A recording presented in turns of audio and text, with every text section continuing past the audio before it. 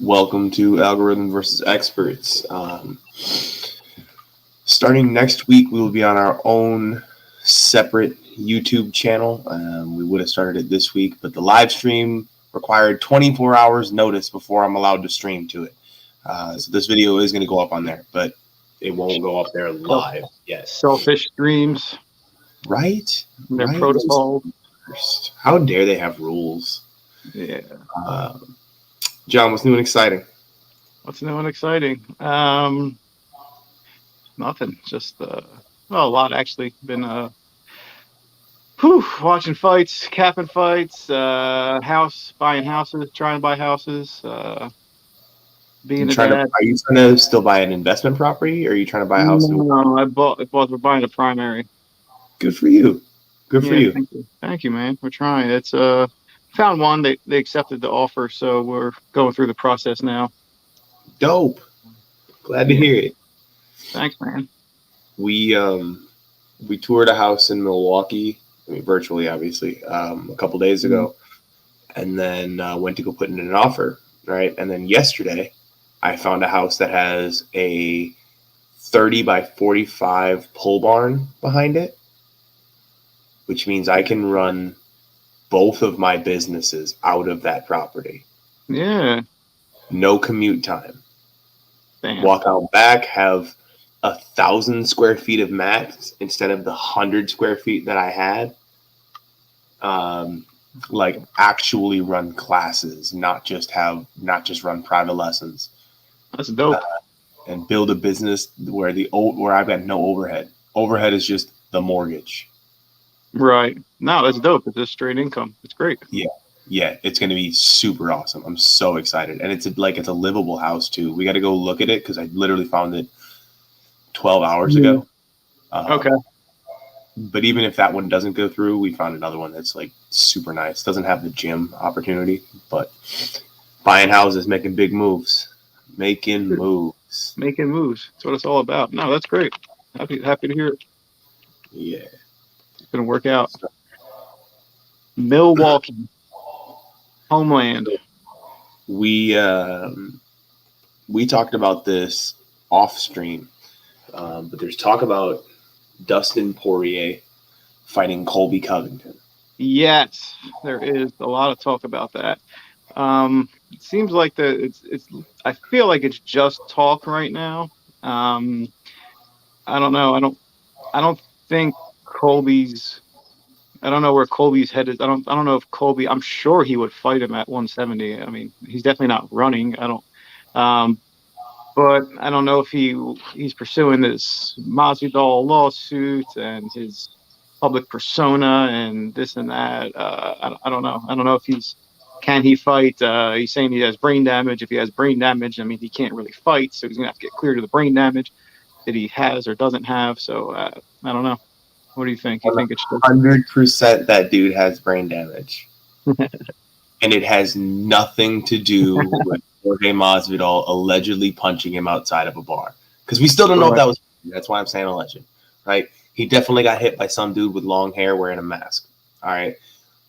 There's no way that all the punches he's taken over the last 10 years as a professional MMA fighter didn't give him brain damage. But the one dude that hit him in the street, oh no, I got brain damage now. No, he's a moron. Like, his lawyer is telling him to milk that information, and it's bullshit. Absolutely. Yeah, possibility. I mean, but how long is he going to keep that up until he's like, oh, I'm going to give that up and I'm just going to go, I'm going to get back and fight. That's a very, very winnable fight for him versus Dustin. It's probably a lucrative fight. Yeah, what makes more money? Fighting another former interim champion, and then getting sponsors and getting more notoriety and keeping your name in the public, or hiding in back alley gambling rooms and suing a dude who's only had like 1 or 2 paydays. Okay. True.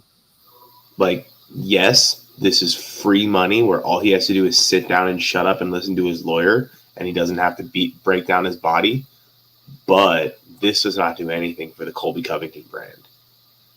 No, not at all. It hurts the Colby Covington brand. Yeah. It makes you a little bitch. Yeah, it does. And I don't know. You don't know what's going to happen in a lawsuit. Like, there's no video there's not really a clear thing of, I mean, I'm sure it probably was. I mean, if it wasn't Masvidal, who the hell, it's somebody that knew Masvidal. I mean, no one's just going to do that. But I don't know. It's, you don't know where it's going to go. It'll probably drag on. Like, lawsuits can drag years. Yeah. So right? I don't know. He's probably going to be forced to whatever. They'll just be like, all right, whatever. We'll go a separate route with the lawsuit, and they'll drop the brain damage thing and try to get some other thing. I don't know, but he's going to probably. They're going to settle out of court, right? Like that's what always happens. Probably, and they'll probably fight again. Maybe they'll probably fight again. Everyone wants to see it, and they'll probably make a fortune. It's like great hype.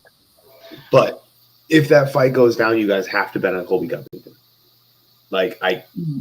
Covington's there's a line out. I saw it. I think I texted. They put a line out. I mean, Dustin's moving up. I mean, I don't know. That's a tough to see him doing well in that fight. Are people really betting Dustin here? They're going to because of the price. I think he's gonna be future events. Let's see. Yeah, he's Colby Covington, Dustin. He's minus 650. Minus 650. Poirier plus 425. People are gonna bet Poirier just because of the price, but that's a ridiculous number. 650. I mean, that just says he's gonna landslide. He's gonna wash him. It's probably just like the Masvidal fight. Like he's gonna just dominate the fight for 5 rounds. Pretty easy win. You just got to avoid a finish. That's it. But maybe it happens. Probably won't happen. There's no way that he's going to get finished by him. Like, so here's Poirier's recent record. Charles Oliveira, grappler, got submitted. Conor McGregor, twice in a row. Striker, beat the striker twice. Dan Hooker, striker, beat him. Khabib Nurmagomedov, grappler, lost to him. Max Holloway, Eddie Alvarez, Justin Gaethje, Anthony Pettis. 4 strikers in a row. Beat all of them. Mm-hmm. Eddie Alvarez. Again, Jim Miller. Both of these dudes do more of their work on the feet than they do on the ground. Mm-hmm. Like, the last... Carlos Diego Ferreira. That's the one dude on here that I have found who is a grappler that he beat. Oh, okay. I think Diego Brandal was a grappler, but that was 9 years ago. Yeah. The last time he beat a grappler was 7 to 9 years ago, depending who you're looking at. Like he doesn't knock people out like that. He knocks out strikers who sit there and bang with him. But people who take him down, no, doesn't happen. No. I agree with you. It'll get a lot of hype and it'll be fun. Like, I'm sure it'll probably be a pay-per-view. People will buy and watch it. But as far as a fight, no, it's not. I don't think it'll be a good fight. At that weight class, no. I mean, you're taking away Dustin's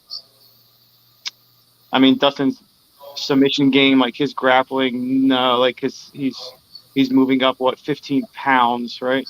He'd be moving up 15 pounds to fight him. Even though Dustin probably walks at that weight, but no, I don't. He'll probably get melted. Dustin's coaches are saying it's a bad idea. It's a bad. He's going to get melted over 25 minutes. He's going to get melted. Probably get finished, honestly, if he goes for it. Colby will just keep hitting him. But Colby not a powerful striker, but maybe that's why he'll take the fight. But I don't know. That's a tough one. How about them judges from the last from last weekend? So I saw part of the part of your boy versus the Iron Turtle, but it disconnected halfway through, and then I wasn't able to watch the rest of it. So I didn't see it clearly enough to know if that one is a robbery. From what I saw, I watched maybe the first round and a half, might have even almost been 2 rounds. Mm-hmm. And it looked pretty clear to me that your boy was winning. Yeah. I was pretty shocked. I know when Buffer starts reading off the scorecards and it's a split, I was kind of like, here we go, because I thought Anders should have unanimously won, at least 29-28, but that was a pretty bitter. If you're Eric Anders, that's a bitter pill to swallow, I think. Pretty sure he won. I don't see how he didn't win 2 rounds on each judge's scorecards. That's I don't know. It's a tough one. Seems like the judges versus the public and the ringside commentary are never on the same page. And it's particularly like in the UFC, which is the most mainstream. It seems like there's always the public, goes to social media after, and they're usually on the same page as, wow, how did you score that? What were you watching? And it's usually the commentary is also on the same side as what the public is seeing. So I'm not quite sure at what the judges are. What are you judging on? That's the question. What is the very first thing that judges are supposed to base their fights on? I think to answer that, you have to go into I kind of asked Eddie about this recently. It's no one really knows. They do. It's clearly written down. No, there's rules for it. Yeah, but what are the requirements to be a judge? Do you need any mixed martial arts experience? The answer is no, you don't. I looked into. You don't need to know how to fight. You need to know how to judge a fight. So you usually start. I applied. I was like, I want to see how this goes. You start as an inspector or checker, meaning you check. You check. You know what I'm talking about, right? You check the fighters. You check their equipment, their vitals, whatever. Check inside their mouth. You check their stuff in the locker room. You check them before they get in the cage. Make sure their nails are clipped. Make sure they're wearing their cup. They've got right.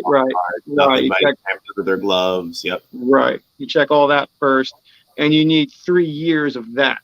So you just need 3 years of being a checker. It doesn't pay well, and then you can reapply to be a judge or referee. Did you apply in PA? Yeah. Okay. PA and Jersey are very different than other places. Yeah, they are. And apparently they said the line is long. They said there's a lot of people waiting to be an MMA ref or judge, but at no point along that line did you need to be educated or gain any experience on actual martial arts techniques or positions. You just do you have to play basketball to be a basketball referee? Do you have to play basketball? No. What about football? No. I would say no, you don't. Do you have to play baseball to be an umpire? Did you ever have to play? I don't think so. I'm trying to see. Let me look it out. I don't think so. I think you. So why do we assume that you need to fight or train in order to be a judge? Because they're one-on-one sports as opposed to a team sport. You're also the only ref, as far as a referee, you're the only referee as opposed to a team of referee. Why are we talking about referees or judges? Both. Okay. So that's from the referee aspect. For a judge's aspect, a referee doesn't decide. You're not deciding who wins or loses the game in a sense. The teams are doing that. Yes, you'll call your horrible whistle or horrible penalty here or there, and you might cost the team a game per se. But when it comes to the final decisions of that, you're not in charge of that. That's the teams are going to play for that. Also, you don't have to understand who's blocking who, why this pass went here. You're just watching for, the penalties. You're watching for things that you've been taught that are illegal. To throw a penalty as a judge, we'll call a judge and a referee the same as on a football field. A judge and a referee, if you're a judge for a if you're a judge for an MMA fight, I mean, you're deciding the outcome here. You're deciding who wins, who loses, who gets paid, whose career is better, who's not. So for you to not understand what's happening is kind of reckless in a sense. You don't understand what's going on, but you need to, because you have to decide the outcome. A referee doesn't have to understand what's going on in a football game on a football field, because they're just looking to make sure the game is played legally in a sense. So in a sense, they're the referee / judge of just, hey, these are against the rules. Flag. You can't do that.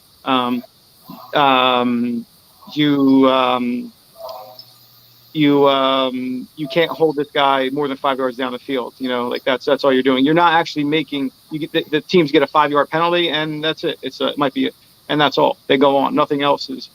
A mixed martial arts judge is. I mean, you're kind of have everything. It's a very powerful position. So I don't know. I mean, do you know what the very first thing that they're supposed to judge on is? I would say ring control, octagon control. No, that is actually the last criteria. If all other things are equal, then you pay attention to that. Okay. But that's not like, so in boxing, there's like 5 criteria and you weigh them all equally. Right? You like, okay, he won that, but he lost this. He won that, but he lost that. And then he lost that. Okay, he lost. Right? Okay. In MMA, it is not, you don't weigh all 5 of them at the same time. You start with 1. And if 1 is even, you move on to 2. And if 2 is even, then you move on to 3. But as soon as you find a discrepancy where one of those is not even, you no longer move forward through the rest of the criteria. You make your decision based on that right there. Okay. So the very first criteria is damage. I may have known that, but yeah, maybe I flipped it to like the other way. I might have been the thing, but right. So the first you see is damage inflicted, either by the power of the punch or maybe damage on your opponent, visible damage, both. Okay. So damage is a term. This is from the rule book. Damage is as a term has been used as a descriptor when discussing scoring of MMA rounds by officials. It is the committee's recommendation that the terminology be replaced by the term effective. This was a strongly blah, blah, blah, blah, blah, blah, blah, blah, blah. Okay, so anytime I say effective, it means damage, right? Right. Part 1, the first thing you judge is effective striking, damaging strikes. Okay. Judges determine impact of legal strikes landed by a contestant. Heavier strikes that have a visible impact on the opponent will be given more weight than the number of strikes landed. Right? And then, if that's even, they move on to effective grappling, damaging grappling. Mm-hmm. Not just, so like, you don't award points for a takedown because all that is a change in position.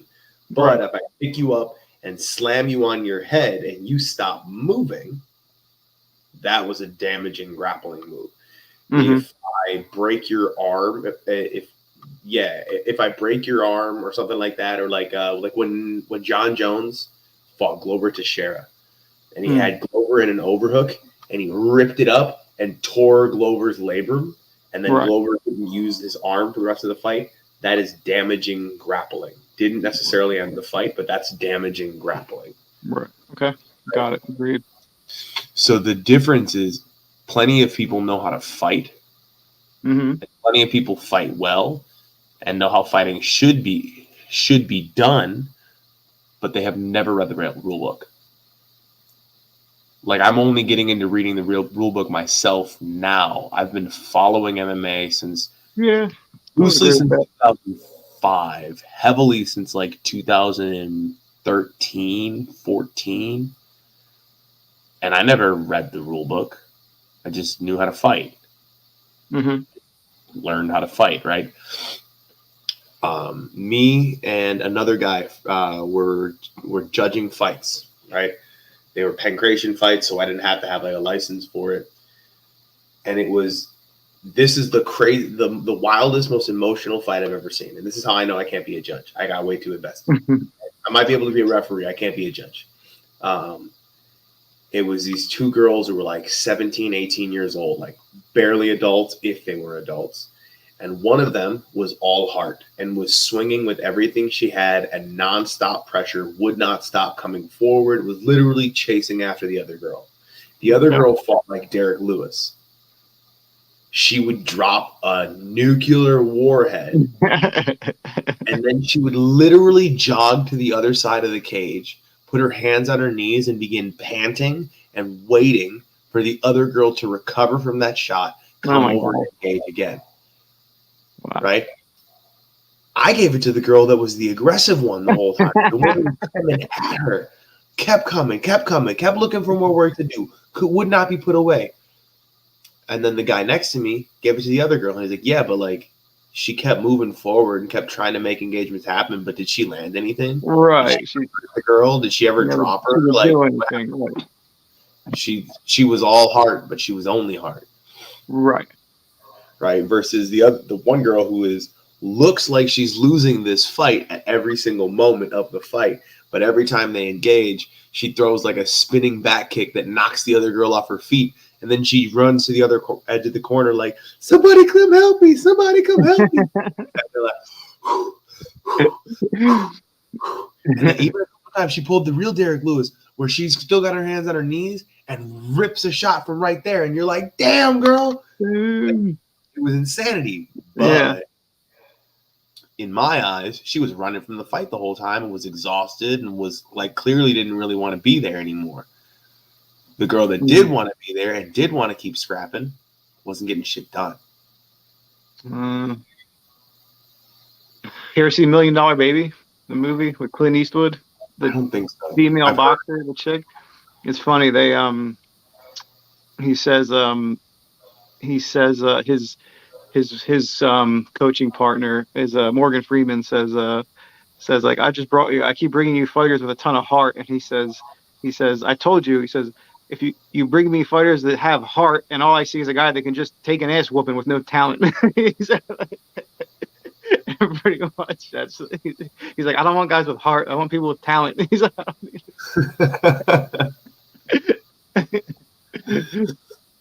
right. So did the Iron Turtle score more damage? Did he do more damage? No. I mean, they were Anders won the first round. He swept the judges' scorecards. The second and third round were where it got where the discrepancies were. But Anders had top control time on both those rounds. He had clinch control time and top control time. There were no other shots. What's that? That doesn't mean anything. No, it doesn't mean anything. But no one else was doing anything either. If I hit you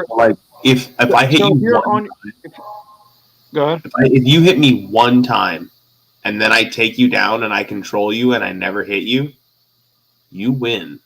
It's stupid. That's the way the rules are written. Yeah. No, get it. I get that. The striking was so nobody really did anything to separate themselves with the striking, and but it did look. Anders won round one, which I agree with, and every judge saw it that way. That's wasn't what I remember watching. Yeah, there wasn't too much of a difference. Round two might have been closer than round three, but I mean, I thought Anders clearly won round three, as I think everyone did after they read the scorecards. I don't know. There wasn't too much of a difference between round one and round three. Tough fight, and no one did anything to separate themselves. So that's on them. But I mean, it's just I don't know. I guess it's just a matter of just seeing some decisions where, well, I mean, we could still stay on the same topic, same topic. The Holly Holm Ketlin Vieira fight.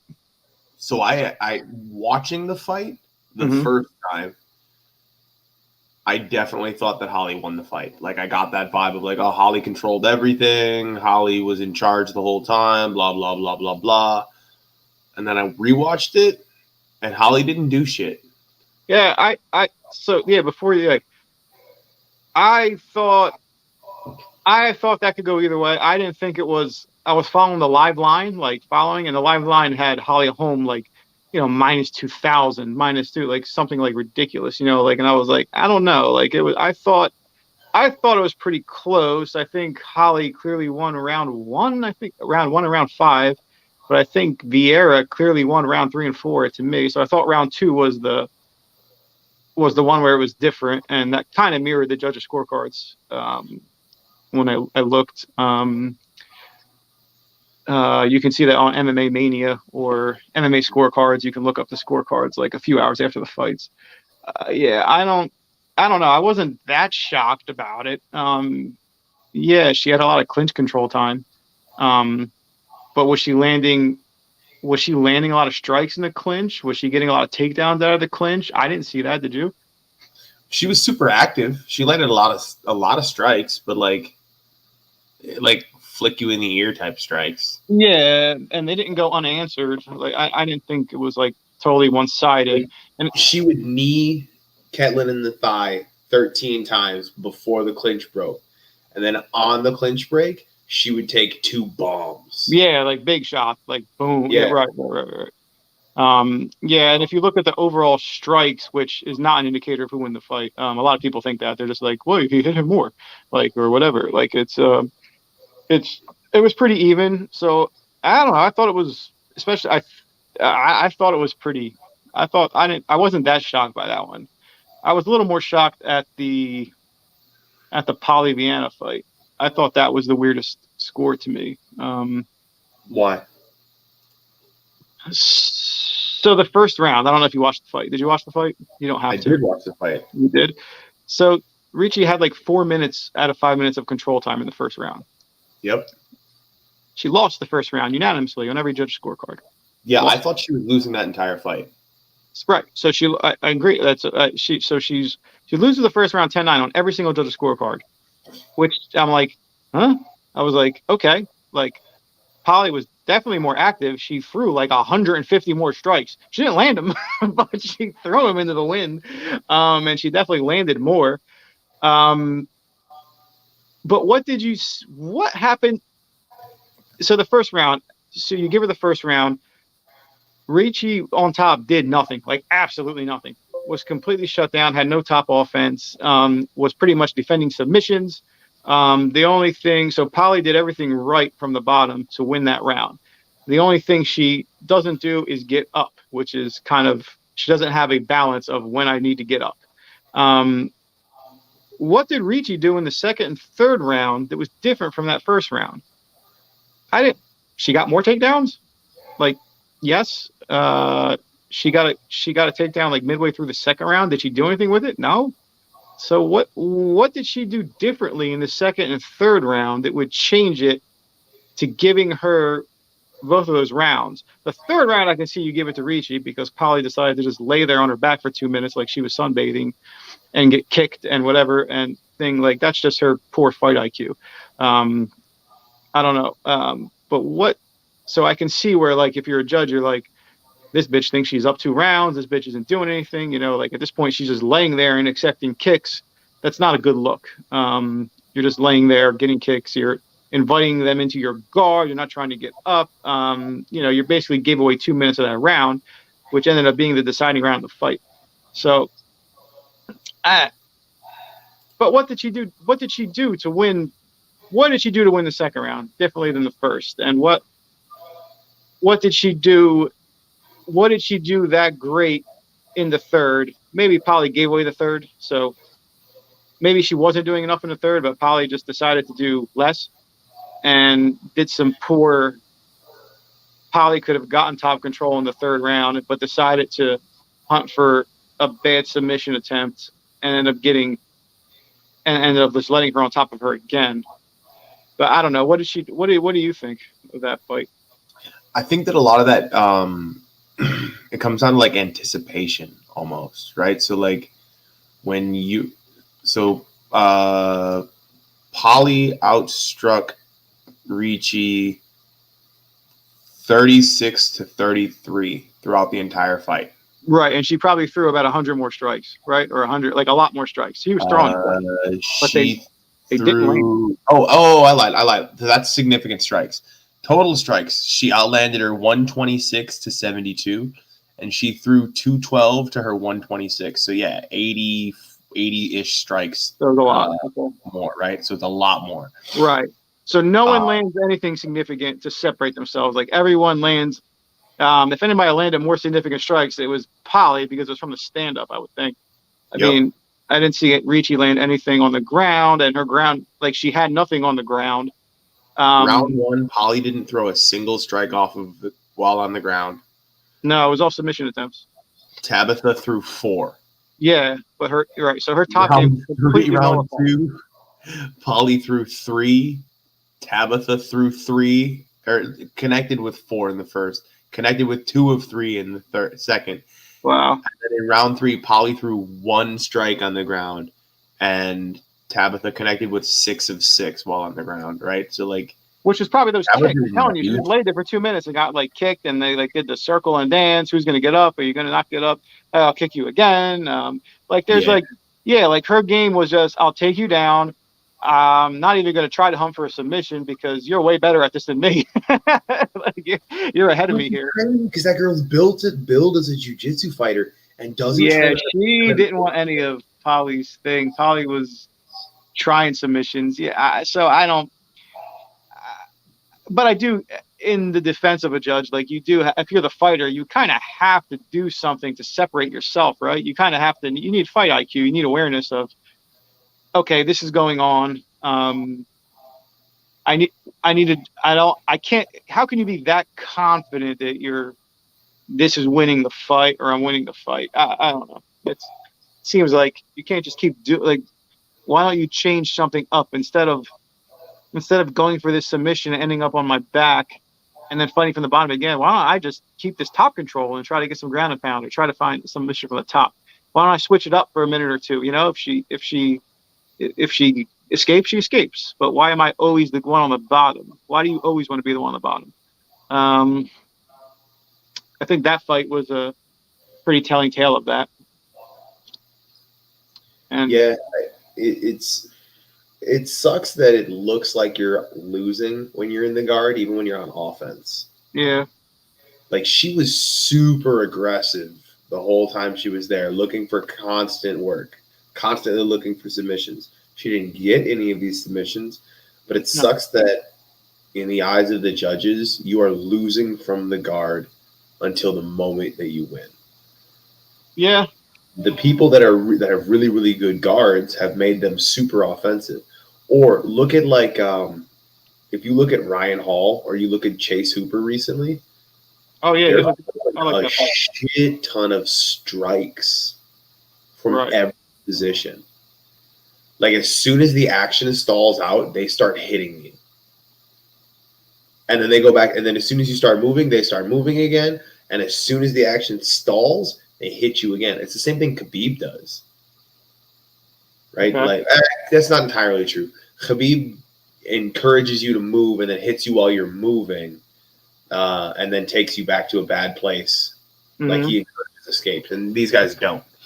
They encourage action. And punish it. Yeah, I think that if Tabitha had just thrown some strike, not if Tabitha, if Pollyanna had thrown some strikes, like 100% she would have won that fight. There's no reason she wouldn't have. Like from the back though, if she had incorporated some off balancing techniques, right, and not even.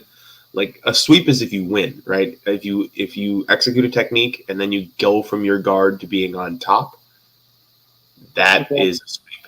But if you execute this technique and I prevent the completion of the technique, at minimum, you should have off-balanced me.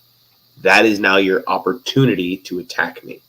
It's really, really hard to submit someone who's on a stable base. It's really, really hard to sweep someone from a stable base. You have to off-balance them before either of these things are going to be effective, right? Now, you can off-balance them through grappling techniques or hit them, force them to off-balance themselves to deal with that. or force them to move, and while they're moving, it now becomes easier to off-balance them.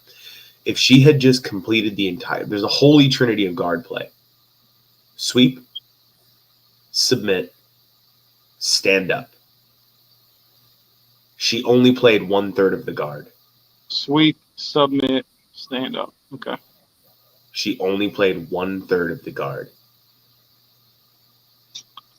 Like, Charles Oliveira has one of the most, if not the most dangerous guard, one of the most dangerous guards we've seen in MMA. Why? Because he's doing all of these things. Charles Oliveira will just stand. Okay, you gave him enough space to stand back up. He'll stand right back up. He's going to try and sweep you and get on top of you. And he's always trying to submit you. And if that submission doesn't work, he's going to use that submission to sweep you. And if that doesn't work, he's going to use that to, when you create space to get out of a submission, he's going to stand up. And when you drive into a submission, he's going to use it to sweep you. Right? There's a holy trinity. And the average jiu-jitsu practitioner only looks at 1 or 2 of the points. Right? They only use 1/3 or 2/3 of the guard. And that's even true in jiu-jitsu. Nobody, especially like if you come from a jiu-jitsu background, not an MMA grappling background, nothing in jiu-jitsu encourages you to return to your feet. Right. Okay. So when your coach comes from a jiu-jitsu background, it's not in their mindset by default to encourage you to return to your feet. And then that shit rolls downhill. Okay. I see that. Now, on the flip side, the best fight on the card was Chase Hooper versus that dude whose name I forgot. That was, wow, I have a short memory too. Hang on, I'm looking at it. That was Chase Hooper versus Felipe Colores. Oh yeah, that was the dude that Montel beat up. We predicted that one. That was a good one. Yeah, Chase Hooper's long. I mean, that guy was like, damn, he was like side control, no side control. He was like he would just do like a backwards roll, and like his feet are so long, like he could just walk him over and sweep him. Like I was like, oh wow, like this dude's he's got some gifts like that. Like for especially for like a BJJ guy grappler, like he can do whatever. He can rubber guard. He never accepts anything. He can take a punch too. I've seen, because he could have gotten finished before, but he can take a punch. I thought it was good. I mean, the fight that was a fight set up for him for his comeback fight, and he got it done. TKO. No one saw that TKO. I had a prop bet on Chase by submission, but I mean, I did bet Hooper for that fight anyway. But that was good. That was a good fight. You're right. Did you check how you did with your picks for the week? Because I did terrible. No, we only had one separate pick each, and we split them. You're right. We did. Okay, so we both only got 4 right out of 11. Joseph Holmes got the finish. We called that. We liked that one. Yeah, I think nothing really. I got Holmes, Hyleton, Martinez. Hooper. Everybody. There wasn't anything really shock. I mean, there wasn't really a shocking upset. That like anything that was something we did. They were all 50-50 fights, the ones we picked against. So it wasn't nothing too crazy. But it's a good week off. There's no not really much MMA this week, but then there's going to be 10 weeks. The major promotion have something going on. No, there's 10 fights. There's no Bellator fight. Like, what is this weekend? Just a week off. 10 weeks straight though, coming up in the summer. UFC is going to have a pay-per-view in early June. It's in Singapore. I think that's the Glover Teixeira one. June 11th. I believe that is, that's the Glover Teixeira one. Look, like May 28th. Damn it, this is not ranked. This isn't sorted by date, which is stupid. Oh, yeah, it is. Yeah. There's the only fights that are happening this weekend are KSW. And, like, I don't watch Polish MMA. No. That hardcore. Actually, I might actually watch this because Mariusz Pudzianowski. He's fighting. Yeah, he's got a lot of fights under his belt. MMA fight, which is crazy. I thought that dude was gonna fizzle out right away. He's a good athlete. Yeah, but like when just a strong man comes in, like why? I figured it was like, I'm strong, I'm gonna be a fighter, and I'll do a couple fights, and then he'd be like, okay, well, this is stupid. Like, I'm done with this. Right? Like, I figured, why would he put himself through this when he already had, like, he's 45. Why is he fighting? He's fighting at his home country. Money's probably great. A lot of reasons. I guess. Daniel Omielanczuk. I think this dude was in the UFC too. ACA. He lost to Curtis Blades, Tim Johnson, Stefan Struve. He beat Alexei Olenek. That dude had like 8 UFC fights, something like that. That's not bad. But that's not even going to like the most certainly and 100% legal places that I watch fights at don't even bother showing you KSW fights. Like, they don't even pop up. A big 1FC fight will pop up. Bellator fight pop up. PFL pops up. Of course, every UFC fight pops up.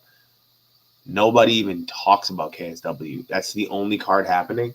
How did nobody catch that and schedule for this week? Like, what is happening this week that the whole world just decided, like, yeah, we're going to take a week off?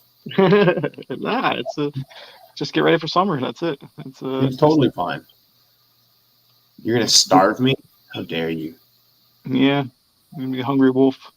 Shit, like, even LFA doesn't have a card. LFA's card is the next week, too. Everybody's off. Literally, next weekend is 1FC, LFA, UFC. And this week, nothing. KSW, which is basically LFA of Poland. Yeah.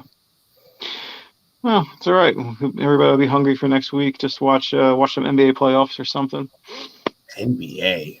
And we'll have some picks. We'll have some picks early next week for you guys. I think I know the rules of basketball, but that's about all I can say. Yeah. You might. I might. I've played enough NBA Blitz. And what was the one? Yeah, no, it's NFL Blitz. He said NBA Blitz. That's awesome. That's why I know the rules. That's the only reason I know the rules of like regular sports. Like, I know NBA Blitz. Some of the rules for basketball. I probably don't know all of them. I probably know like I understand how football's played. Yeah. I don't understand baseball at all. Yeah. That shit doesn't make any sense to me. Like, why is this so challenging? How is it that you guys do your job successfully 1/3 of the time, and that puts you in the Hall of Fame? Like, your whole job is I throw a ball, you hit the ball, and they pay you millions of dollars to do this. And you only have to do your job 1 out of 3 times to be a Hall of Famer. The hardest thing to do in sports: hit a baseball. Hit a baseball. It's the hardest thing to do in sports: hit a baseball by far. That's insanity. I don't understand. It's very but I guess say the same thing of like, all you gotta do is punch that dude in the face. What do you mean 50% accuracy is great? He's standing right there. Yeah. Like that. I don't yeah. If you can tell, I don't follow sports. I barely consider MMA a sport. I think that if you have judges, it's not a sport. I think sports are like clearly defined. Like, there's never a question of who won a football game. You look at the scoreboard. Like, when the basketball game ends, everyone knows who won, unless it's like a buzzer beating shot. And then you go watch that replay and immediately everybody knows who won. Right. But when an MMA fight goes to the end, we're all like, okay, who won? Who won? Oh, we're not sure. Neither are the judges. Not a sport. Yeah, neither are the judges. they're like looking at each other like, who won? Who you got? You got him? All right, I'll go with this one. Yeah. Exactly. No, They're not allowed to sit next to each other, so they can't do that kind of stuff. yeah, I thought that actually. I didn't think they sit next to each other. I actually don't know where they sit. I think they sit ringside. I'm pretty sure they sit octagon side. They sit octagon side, and they sit as far from each other as can be done. Mm-hmm. Right, so like the two of them will be right across from me. They basically make a peace sign across the octagon, like a Y, whatever. Yeah. I don't know how to make a peace sign with my hands, or I would. Yeah, I'm not quite like that. All right, John, you got anything else you got to tell the people? I almost kingpinned my coach today. That's about it, but that's real exciting. Fuck yeah! Did you get him? So you got him into the Puppet Master first, though, right? I did, and then I went for the kingpin, and he got out. You got to solidify that position a little bit. I got the kingpin.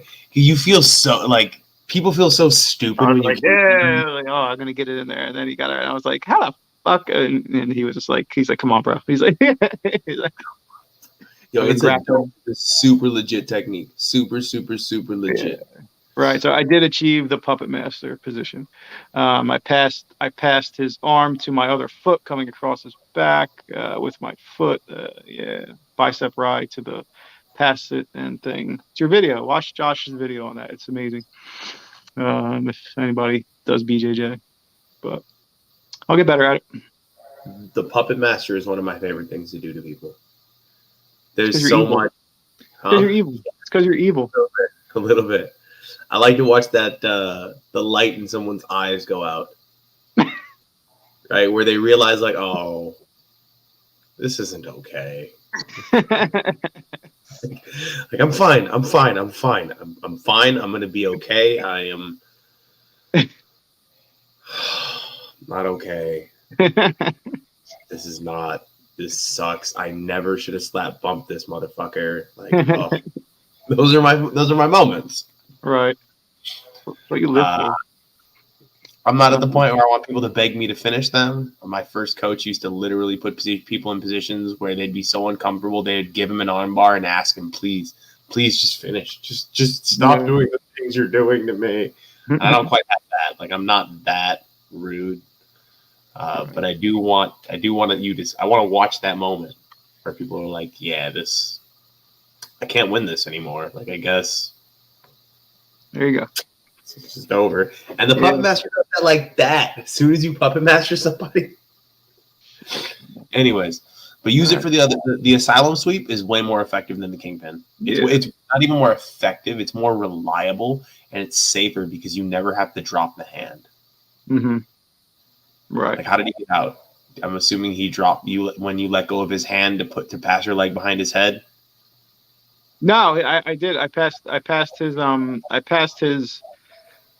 I got my foot over his arm. He kind of looked over for my other leg where it was at first. So I guess he kind of anticipated something. And then he just my leg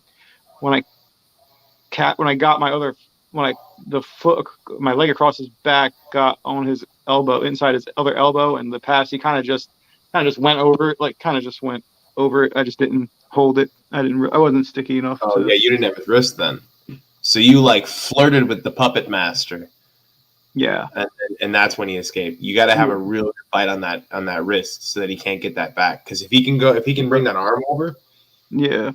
I thought you transitioned from puppet master to kingpin. I was trying that, but I let go of the wrist. That's so his arm. He got his arm free. Got you. Yeah, the asylum sweep is a little bit more effective because you never have to let go of it.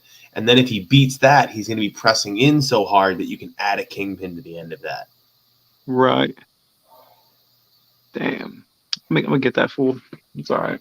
Right? Yeah, man. Keep running that same shit down his throat. That's how I learned jiu-jitsu. I don't know if I told you this, but the way that I really got you told me to understand jiu-jitsu is I pick one thing and I don't care about anything else. Right? Like, I'm going to hold on to your ankle. Yeah, but but like I'm on your back. Yeah, but I'm not looking to beat you at jiu-jitsu. I just stick to claim your ankle. And then eventually that turns into profit. Mm-hmm. Right? You just start to learn like what is good and what is not good while holding the ankle. Right. And then once you can do that effectively, like I'm only triangling people today. And once you're triangling everybody too easily, you start telling them, hey, just so you know, I'm only going to triangle you. Okay, you just keep upping the ante. Right, you just keep getting to that point. Like I'm just triangling today. I'm just going for triangles. Just going for triangles today. Just arm bars. And you tell them. And then you triangle them, and they're like, all right, man, well, just so you know, I'm only going to triangle you on the right side now. You limit the game even more and even more, right? Like it's like handicapping yourself. Right. Like I don't know how handicapping actually works in golf, but I assume it's the same thing. That's similar, yeah. You're it's a handicap. Like you're so good, you have to spot them this. Like I'll just right side triangle you. Yeah. Just so you know, I'm only gonna armbar your left arm. Yeah. I don't know how I'm gonna do it yet. Right. And you might hit my back 7 times. And you might be beating me 12-0, but just so you know, I'm gonna break that left arm. Yeah. And now I either break your arm, I mean you probably tap, or I lose the game. Yeah. And like if I tap you with 11 other things, but I don't get your left arm, I lose the game. Because the only thing I was playing was I tapped you with this move. Nothing else is relevant. Right. So. Yeah. I think you got to probably scramble to work, right? Yeah. I'm gonna go and get ready for work, but we'll see you guys next Monday. Monday we'll have a new channel and we'll have some picks. We'll have some picks, predictions, and we'll talk about fights. In the meantime, please like, comment, subscribe. If you really like the content, please share it with someone. You never know, they might really like it too, or send it to someone else who really likes MMA content. Tell a friend to tell a friend, motherfucker. Yeah.